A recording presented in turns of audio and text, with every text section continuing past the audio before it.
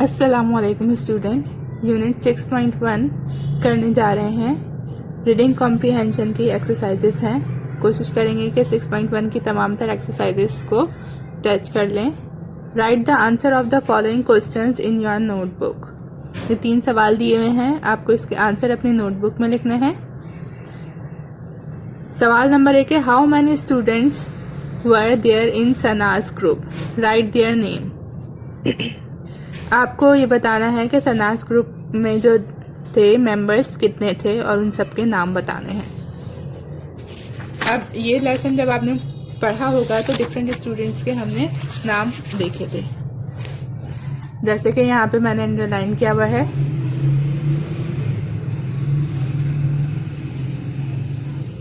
Number 1 क्या है? Alia. Number 2 सना है। नंबर 3 समीर। नंबर 4 हानिया।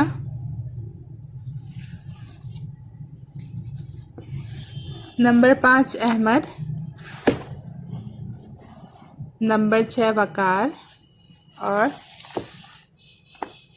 नंबर 7 रजिया। तो आपको लाइन वाइज ये नाम लिखने हैं और इससे पहले आपको एक लाइन ऐड करनी है। सवाल से ही वो लाइन बनेगी। जहाँ लिखा हुआ है हाउ मैनी, तो यहाँ लिखेंगे हम there are 7 students were there in Sana's group. फिर है how many famous women of Pakistan are mentioned in the text, write their names in the order of the appearance in the text. 5 famous खवातीन के नाम बताए गए थे, तो यहाँ पे हम लिखेंगे there are 5 famous women of Pakistan are mentioned in the text. अब उनके नाम जिस तरह से जो है अपेयर हुए हैं उसी तरह से उसी सीक्वेंस में बताने हैं। तो हम देखेंगे सबसे पहले जो है मोहतरमा फातिमा जिन्ना का नाम है। दूसरे नंबर पर बेगम राना लियाकत अली खान का नाम है और तीसरे नंबर पर बेगम जहांआरा शाहनवाज का नाम है। चौथे नंबर पर प्रोफेसर अनीता गुलाम अली हैं और 5वें नंबर पर बिल्किस बानो एधी।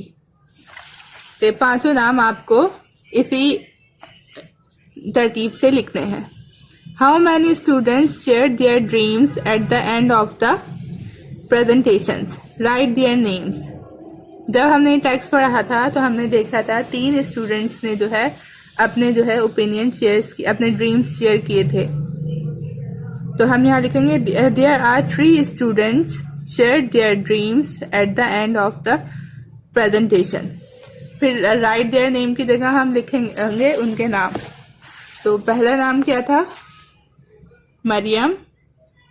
दूसरा नाम था हिरा और तीसरा नाम था दानियाल।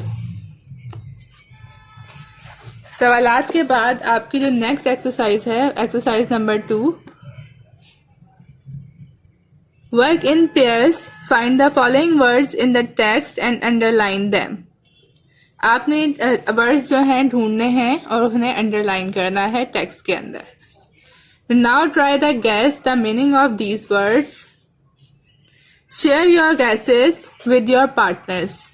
अब आप जो है आपको इनमें से जिनके मीनिंग्स आते हैं आप वो एक दूसरे से शेयर करें।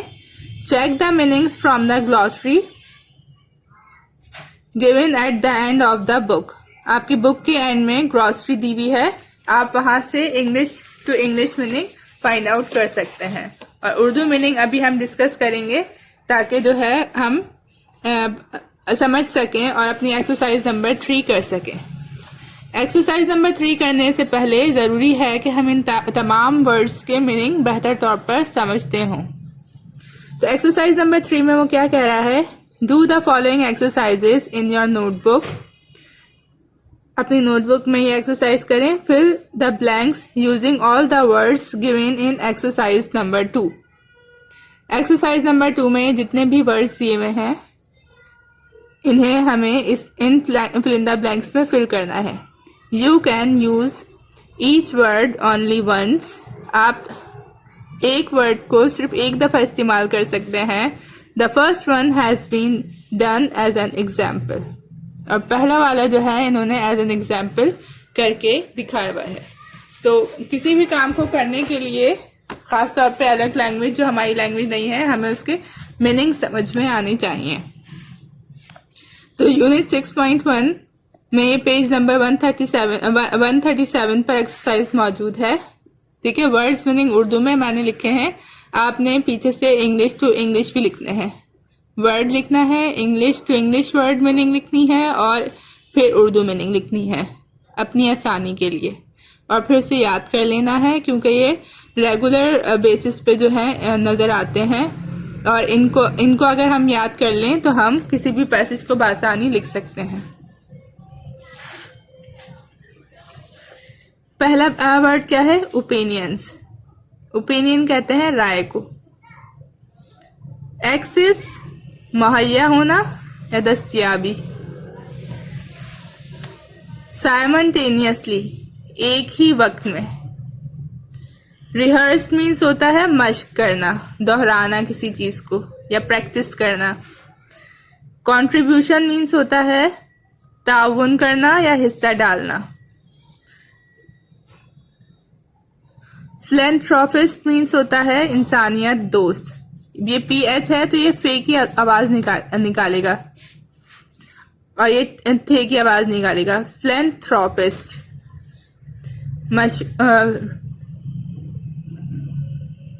रीनोन मतलब होता है मशहूर, मारूफ। रिकग्निशन मीन्स होता है मोहतरफ। टायरलेस मीन्स होता है अनथक। इंस्पायर्ड मीन्स होता है मुतासिर होना या मरूब होना। इंथुजियाज्म मीन्स होता है जोशो जज्बा। अब इन वर्ड्स को हम फिल इन द ब्लैंक्स में इस्तेमाल करते हैं।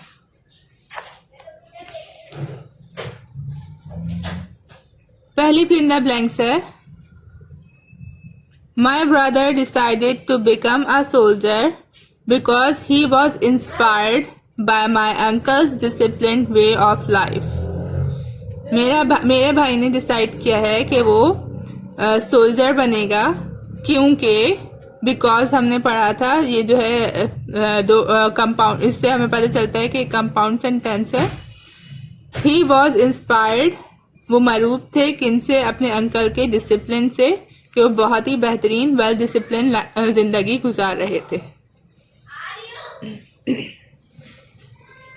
There are many charitable institutions in Pakistan that are funded by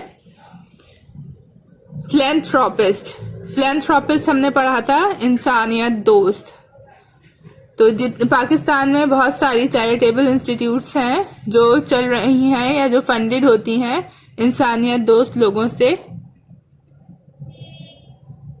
The whole class simultaneously said yes when the teacher asked if they wanted to go for a picnic. The whole class simultaneously मतलब सबने यकजा होके एक आवाज में कहा yes जब teacher ने पूछा कि वो पिकनिक पे जाना चाहते हैं। Every year the government award titles to people recognition of their services in different fields. हर साल गवर्नमेंट अवार्ड देती है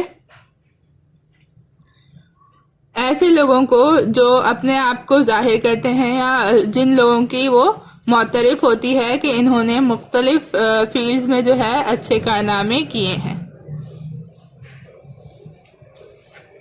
इसकी बाकी की एक्सरसाइज नेक्स्ट पेज पर है।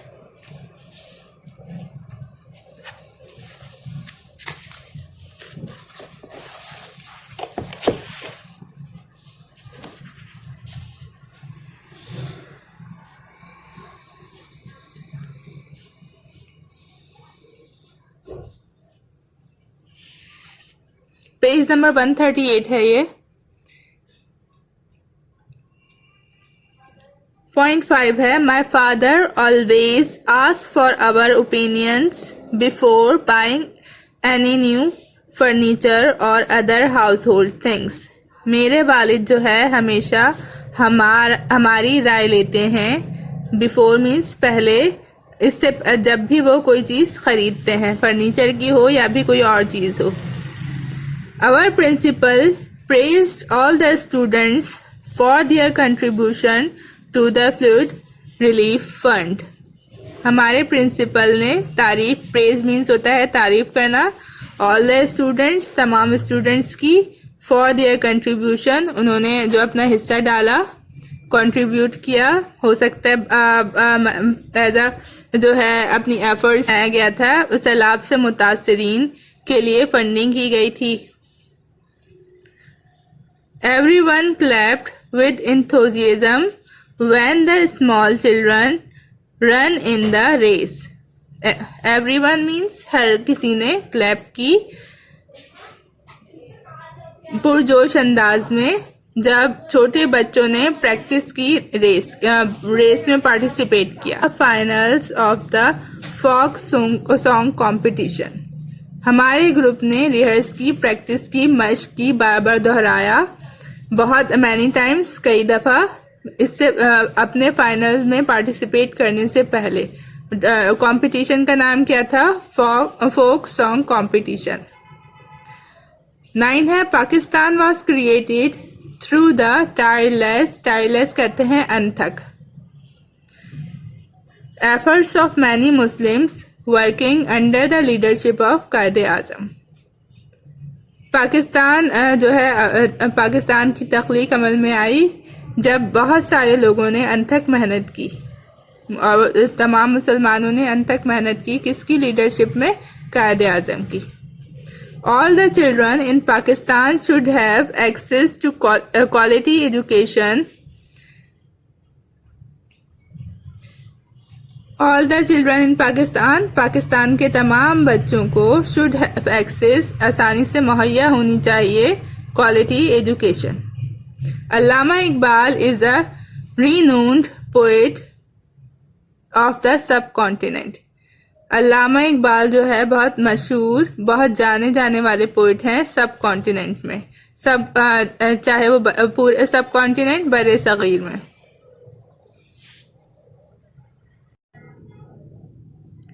एक्सरसाइज नंबर 4 है, do you remember what each letter stands for in the ideal problem solving tool and what it means. ये आपसे पूछ रहे हैं कि आपको याद है आपने चैप्टर में आइडियल प्रॉब्लम सॉल्व करना सीखा था, ideal problem solving tool. Read the text and complete the following statement. Text पढ़ें और स्टेटमेंट को कंप्लीट करें। Right all the 5 complete statement in your notebook, और फिर उसे अपनी नोटबुक में लिखें। The first one has been done as an example. First one जो है as an example इन्होंने करके दिखाई है। क्या लिखा है? I stands for identify. Here we identify the problem. Ideal का I जो है किसे रिप्रेजेंट कर रहा है? आइडेंटिफाई को। किसी भी प्रॉब्लम को हल करने के लिए हम क्या करते हैं? Identify the problem. तो हमारा प्रॉब्लम सॉल्विंग टूल जो है आइडियल, उसका पहला स्टेप क्या है? अपना प्रॉब्लम फाइंड आउट करना। अब बाकी 3 जो हैं, आपको अगर लेसन याद है तो हमने एक पिक्चर आपकी किताब में मौजूद है, इस तरह से प्रॉब्लम सॉल्विंग टूल एक्सप्लेन किया गया है। इसे मैं दोबारा से एक्सप्लेन कर देती हूँ। प्रॉब्लम सॉल्विंग टूल क्या है कि सबसे पहले जो है ये आई जो है पहला स्टेप है, आइडेंटिफाई करें। नंबर 2 पे है डी फॉर डिफाइन, डिफाइन करें अपने प्रॉब्लम को। 3 पे है एक्सप्लोर, अपने प्रॉब्लम को एक्सप्लोर करें। 4 पे है एक्शन, और 5 पे है लुक बैक। तो ये हमारे पॉइंट्स जो हैं यहाँ पे हमें इस तरह से लिखने हैं। D stand for define, E stands for explore, A stands for action, L stands for look back. अब यहाँ पे आगे हमें एक्सप्लेनेशन चाहिए कि जो है डिफाइन करने में क्या आएगा, तो अपनी ही बुक की आप पेज नंबर 32 का पैसेज देखिए। ठीक है, ये पैसेज है अहमद एक्सप्लेन्ड। यहाँ से देखें तो पहला तो इन्होंने लिख लिया था we define what the problem is. ये हमारा पहला था जो हम प्रॉब्लम डिफाइन कर लेंगे। We define what exactly we want to do to solve the problem. D for define है। दूसरा स्टेप हमारा क्या था, डी फॉर डिफाइन। और डिफाइन आगे फर्दर एक्सप्लेनेशन हम कहाँ से लिखेंगे, यहाँ से। We define what exactly we want to do to solve the problem, कि हम डिफाइन करेंगे कि हम अपने प्रॉब्लम को हल करने के लिए एग्जैक्टली क्या करने वाले हैं। नेक्स्ट हमारा था, यहाँ से वी से शुरू करेंगे, थर्ड पॉइंट है हमारा, we try and find out as much as we can about how to solve it. Third point हमारा था एक्सप्लोर, ई फॉर एक्सप्लोर। तो एक्सप्लोर से आगे हम एक्सप्लेन इसे कैसे करेंगे कि हम we try and find out as much as we can about how to solve it. Fourth point हम यहाँ से लिखना शुरू करेंगे, we take the best possible action. हमारा फोर्थ क्या था, action, A for action, to try and solve it. जब हम इसे एक्सप्लोर कर लेंगे कि हम क्या क्या बेस्ट कर सकते हैं अपने प्रॉब्लम को हल करने के लिए, अपने मसले को हल करने के लिए, तो हम एक्शन लेंगे, अमली तौर पर काम करेंगे।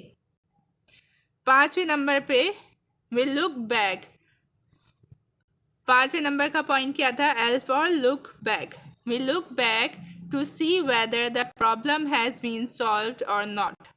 जब हम प्रॉब्लम एक्शन ले लेंगे तो एक्शन लेने के बाद हम देखेंगे कि हमने जो है प्रॉब्लम सॉल्व कर लिया या अभी बाकी है। पेज नंबर 38 पे ही एक्सरसाइज नंबर 5 है, read the text and tick the correct answer. Text को अच्छे से रीड करें और करेक्ट आंसर को या तो सर्किल कर दें या फिर टिक कर दें। ठीक है, तो Which of the following sources of information were not used by the students? इसमें हमें बताना है कि स्टूडेंट्स जो डिफरेंट सोर्सेज यूज़ की थी डाटा कलेक्शन के लिए, इसमें से कौन सी सोर्स थी जो उसने यूज़ नहीं की। तो कौन सी सोर्स थी, radio and television.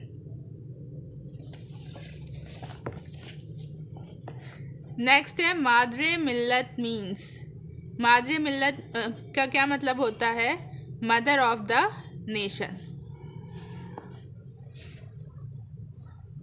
The first woman who represented the Muslim women in 3 round table conferences in London was Begum Jahan Ara Shahnawaz. Bilquis Edhi was awarded Hilal-e Imtiaz.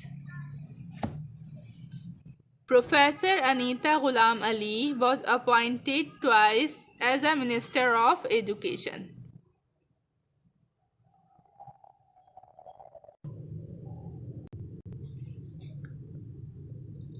Post reading exercise है, exercise number 6.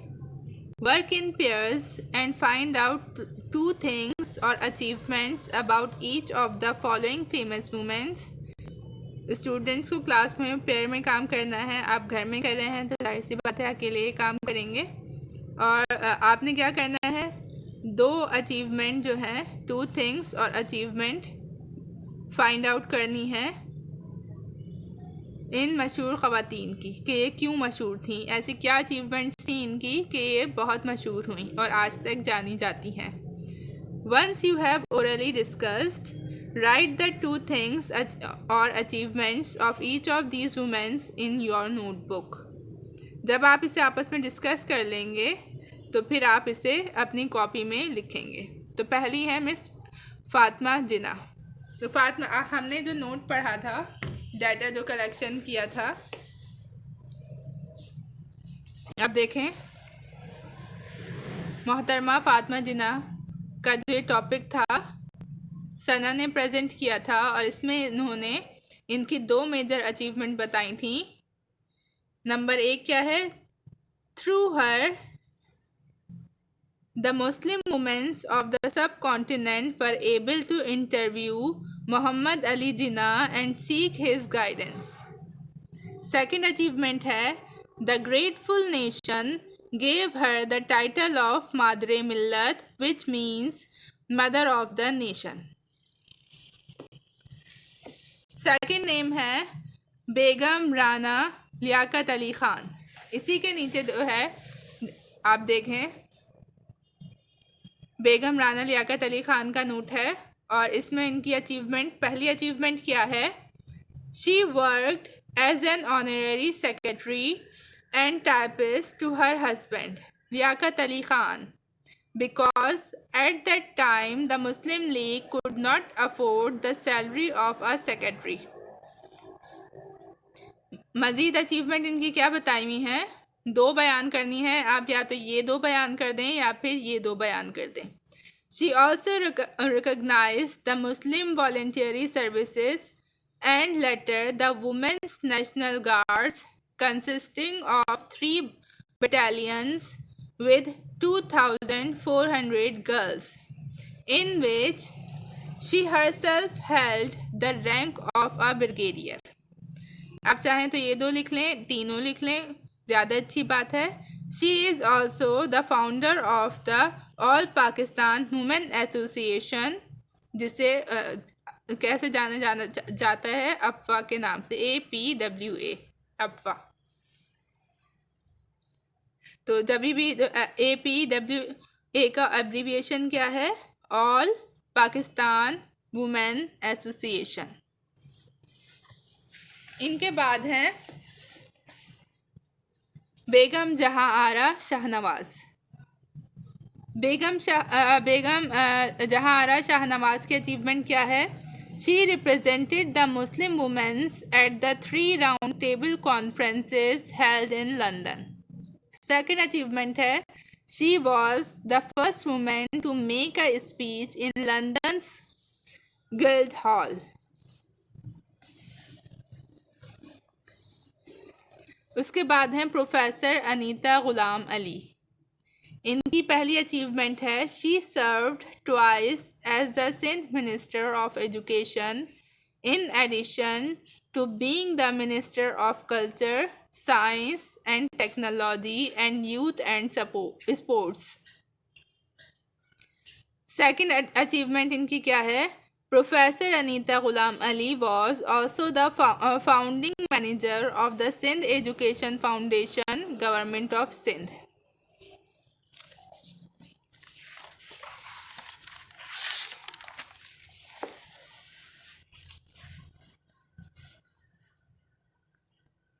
उसके बाद आती हैं बिल्किस बानो एधी। जिस तरतीब से आपकी बुक में नोट दिए गए हैं उसी तरह से आपने उसी तरतीब से लिखने हैं। इनकी अचीवमेंट है she has received Hilal-e Imtiaz from the government of Pakistan in recognition of her tireless efforts for the betterment of the society. Second achievement है She has also been named the mother of Pakistan. तो 5 famous women's के 2 achievement आपने अपनी notebook में लिखने हैं।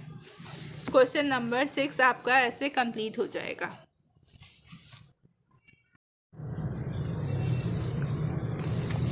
Exercise number 7 है read the text and fill in the following table. First fill in the years of birth and death and then put the chronological order. Chronological order means the order in which things happened. Finally, write their main contribution. After you have completed, discuss your answer with your partner. पहले हमें क्या करना है? Birth और death के हिसाब से इनके जो है एयर लिखने हैं। अब ये एयर लिखे हुए हैं, ये एयर मुझे कहाँ से पता चले? आप देखें जहाँ जहाँ इन्होंने नोट दिया है हर नोट के साथ ये एक एयर मौजूद है। किसी के साथ 1 है, किसी के साथ 2 है। तो ये हमारा एयर ऑफ बर्थ होगा पहला वाला और दूसरा वाला ईयर ऑफ डेथ होगा। इसी तरह से हर फेमस वुमेन के आगे जो है उनका ईयर ऑफ बर्थ लिखा हुआ है और ईयर ऑफ डेथ लिखा हुआ है। तो पांचों के हमने पहले फिल कर लेने हैं। जब हम ईयर ऑफ बर्थ और ईयर ऑफ डेथ लिख लेंगे तो उसके बाद वो कह रहे हैं कि कौन सा इवेंट पहले हुआ, तो हमें क्रोनोलॉजिकल ऑर्डर देना है, तरतीब देना है। तो सब अब वो हमें कैसे पता चलेगा, ये ईयर देखते हुए। अगर हम बर्थ के हिसाब से देखते हैं तो 1893 पहले आता है, उसके बाद 1896 आता है दूसरे नंबर पे, फिर तीसरे नंबर पे आता है 1905 और चौथे नंबर पे आता है 1934 और पांचवें नंबर पे आता है 1947। लेकिन अगर हम डेथ के हिसाब से देखते हैं तो फिर वो तरतीब थोड़ी सी बदल जाएगी, लेकिन इसमें बदल नहीं रही। लेकिन अगर हो सकता है पेपर में आपको नोट दिया जाए तो उसमें बदल जाए। तो आप देखें 1969 पहले आता है, फिर 1979 आता है, फिर 1990 आता है तीसरे नंबर पे और फिर 2014 आता है। यहाँ ईयर ऑफ डेथ नहीं है क्योंकि वो अभी हयात हैं। आखिर में वो क्या कह रहे हैं, आपने मेन कंट्रीब्यूशन लिखने हैं। पीछे जो हमने क्वेश्चन किया है उसमें भी हमने मेन कंट्रीब्यूशन लिखे हैं, वही मेन कंट्रीब्यूशन यहाँ पर आ जाएंगे। तो ऐसे ही आपका कॉलम कंप्लीट हो जाएगा।